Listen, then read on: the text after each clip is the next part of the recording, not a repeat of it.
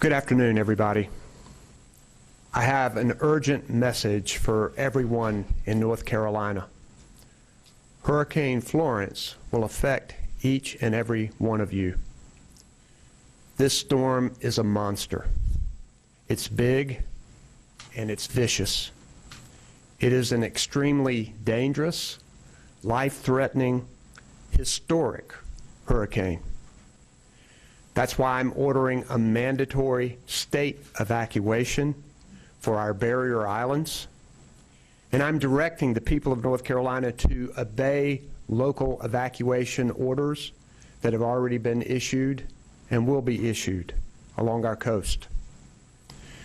The waves and the wind this storm may bring is nothing like you've ever seen.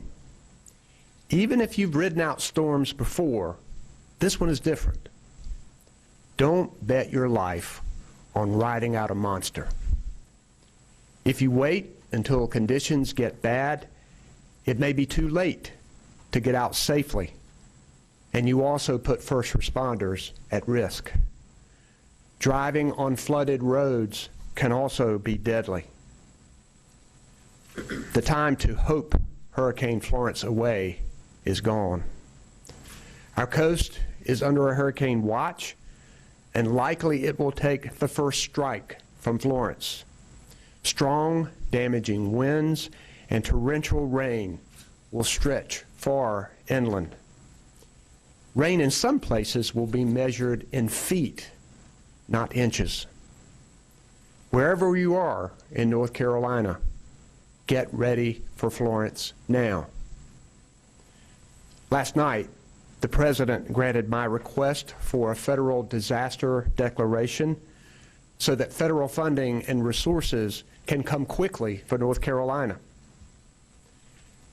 We want you to make sure that you're ready for extended rain and wind, and we cannot expect this storm to blow over in a matter of hours.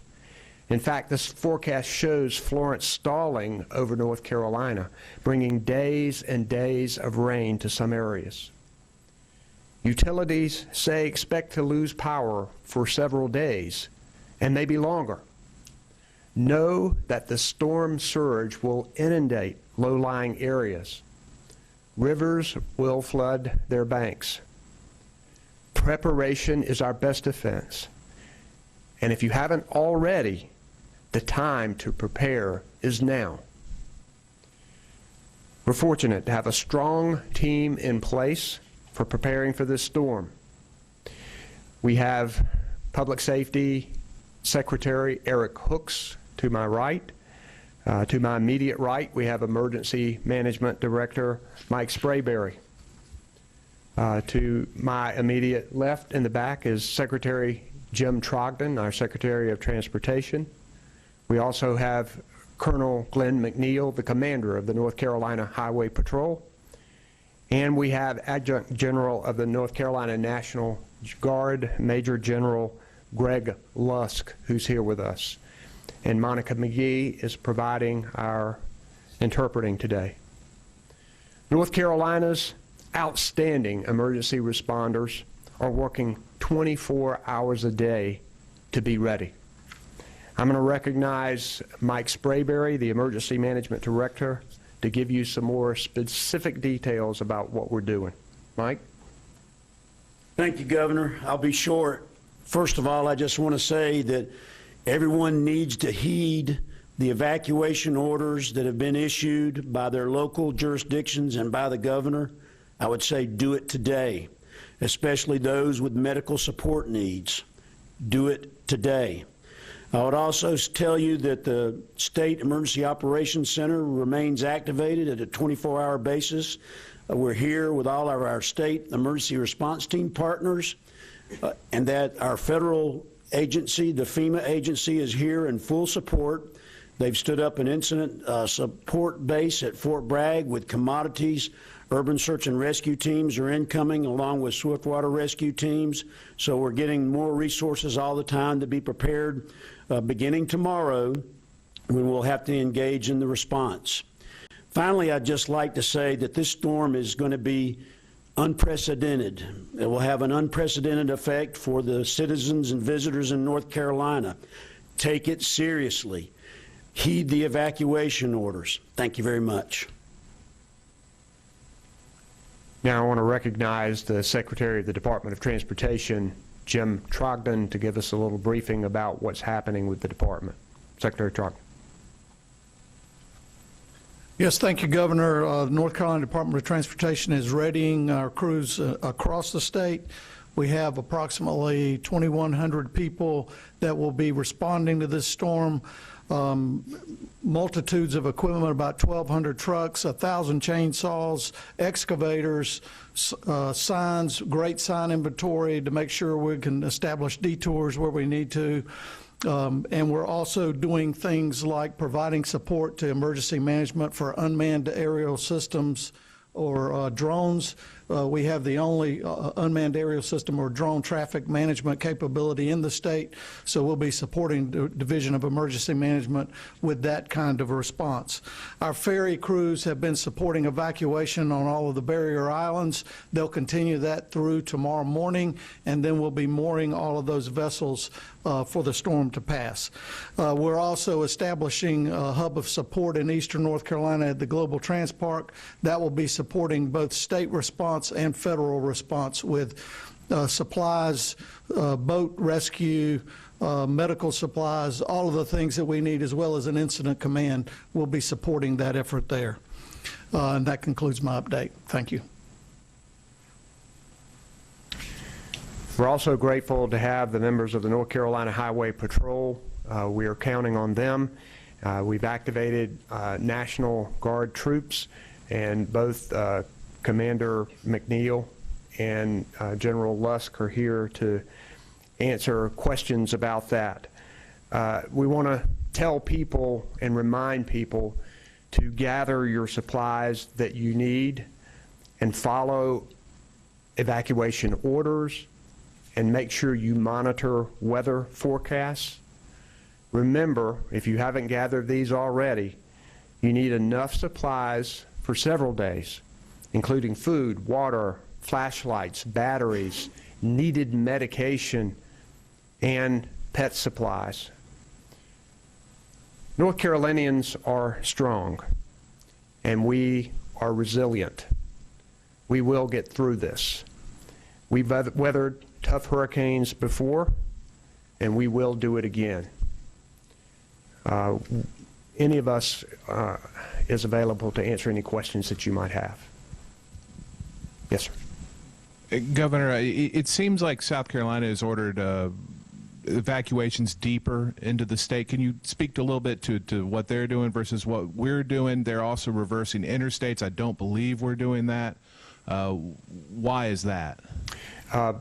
Our system is different from South Carolina.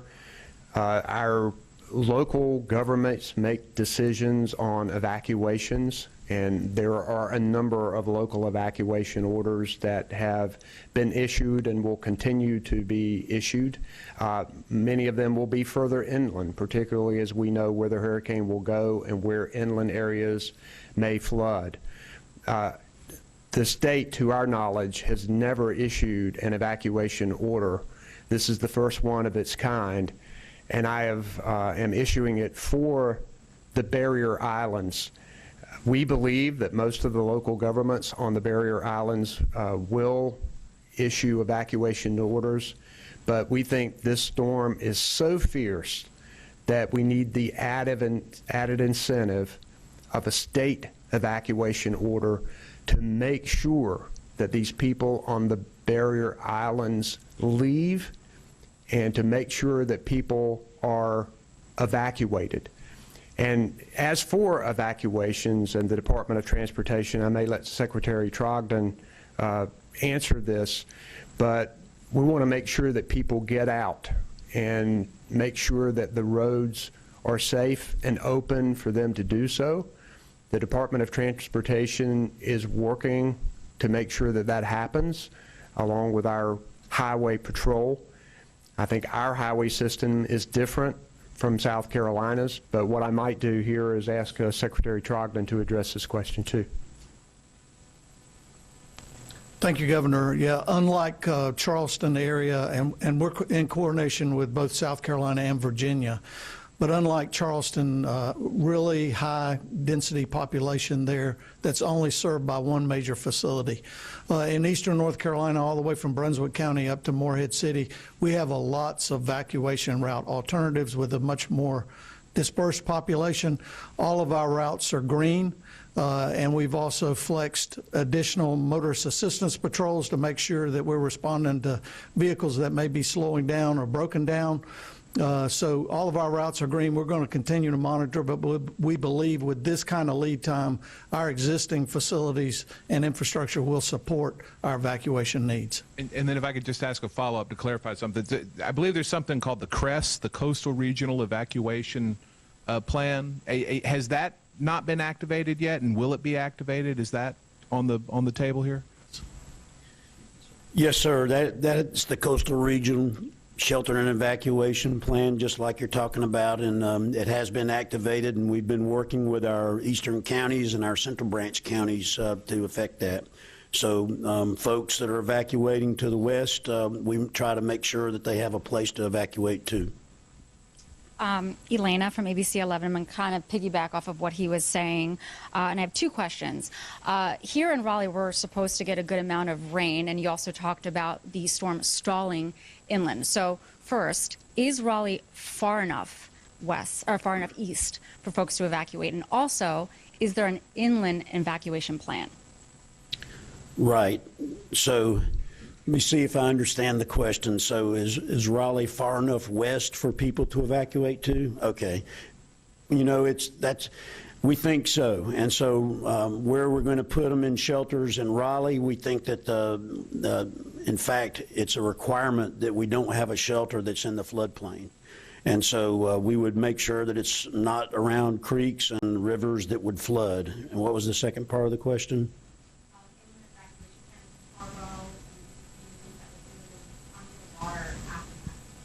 Right. So oftentimes you will find counties like Edgecombe County and where Tarboro is located, they will have their own internal sheltering capacity for riverine flooding. And we do think that the Tar has a high possibility of flooding like most of the rivers in the east. But we can also surge to the west to find other shelters as needed. Yes, sir. Here. Okay. Thank you. Calling quickly with CBS 17. If you can, you know, you've really been asking people to evacuate now. Why is it so important they do that now rather than once the water gets higher, especially the danger of what could be in those floodwaters? Well, first, we know that this storm surge will be significant. So we need people to evacuate now to make sure they have the time to get where they need to be. One thing about North Carolinians is that we're helping each other, and we know that friends and family are accepting people who are coming west. We know some people are going out of state and some people are staying in hotels. But it is important for them to go ahead and get out now. This storm is getting nearer and nearer. We will be experiencing tropical force winds at some point. So people need to get out now. We don't want everybody leaving at once. And we think people are doing a pretty good job of this. But one of the reasons that I issued the evacuation order for the barrier islands is to make sure people understand that this is not a storm that you need to try and ride out. It is one of those storms that is historic and maybe once in a lifetime. And I know that we North Carolinians are a hardy bunch, and we've seen nor'easters and we've seen hurricanes before, but this one is different. And we want to make sure that people know that, because they are risking their lives when they stay. They're also risking the lives of first responders, although in many instances on these barrier islands, there may be no way to get to them for some period of time. Governor or Mr. Sprayberry, there are a lot of low-lying areas that have dealt with flooding from Floyd, from Matthew, and a lot of those, and some of these communities are low income, might be difficult for people to actually move to higher ground. Are there things in place that are designed to help them, or is it more just the municipalities or the counties just going to have to foot the bill to move these people? One of the things that we've done is more mapping of potential flooding so that we will be able to work with the local governments to help them be able to predict where flooding will be so that they can tell people to move from those low-lying areas. And the idea is to have those shelters available to people on higher ground. And no matter what their income, we want people out of places that may be flooding. Mike, if you wanted to. Sir, I think you hit it. Okay. Any other questions people have? Yes, sir. Actually, as a follow-up to your statewide mandatory order, could you explain, when you say barrier islands, there's a lot of them out there, could you be more specific? Well, it is specified in the order, but any of the barrier islands that are from the Virginia border all the way down to the South Carolina, all of the barrier islands, yes. All right, we will be back. Let you know when. Oh, I'm sorry. Yeah, sorry. Oh, And what's being done to mitigate that? okay. Mike, I'll let you take that one. The question again, please, ma'am? What's the risk of flooding in the Raleigh area itself, and what's being done to mitigate it?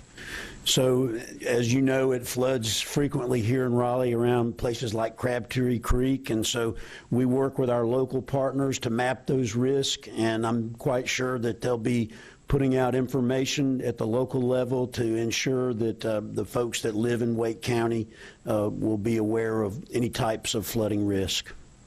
We work with them as well. But the assumption is that things will flood. You know, there's going to be a lot of rain, so I typically don't go on assumptions, but I do try to prepare and plan. And so I would tell everybody that we're looking at a tremendous amount of precipitation. You've seen the weather reports just like me, up to 20 inches or more. I think that would be a fair assumption. Yes, ma'am. Thank you. Get that. Was sir. there consideration to evacuate New Hanover, Pender, Brunswick County, some of these higher populated areas? Was there discussion about that, and is that something that still could take place? Those were local decisions that have been made traditionally in North Carolina. We worked with them and advised them. Mike, I might want to let you, you've been talking with them directly. Those decisions have been made, and those evacuations are ongoing.